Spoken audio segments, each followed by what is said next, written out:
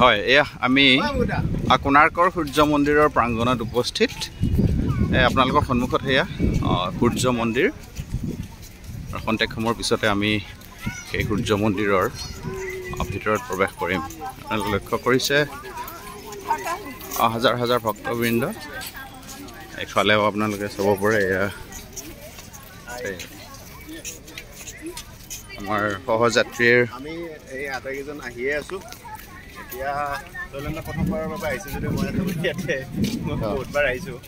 আৰু যিটো ভাস্কৰ্য শিল্পই হওক বা ইতিহাস প্ৰকৃত যিখিনি কথা আছে, সূৰ্যৰ ইয়াতে যিটো সময় গণনাৰ জ্যোতিষ মণ্ডলৰ এইবিলাক ধৰণৰ কথাবিলাক আছে, তো দেখিলে আচলতে অভিভূত হৈ পৰিব।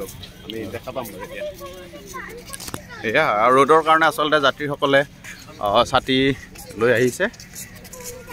সন্মুখত এয়া সূৰ্য মন্দিৰ।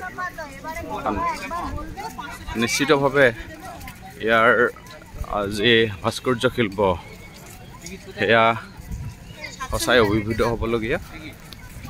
আহক আমি সূৰ্য মন্দিৰৰ ভিতৰ ভাগৰো দৃশ্য আপোনালোকক দেখুৱাবলৈ চেষ্টা কৰিম।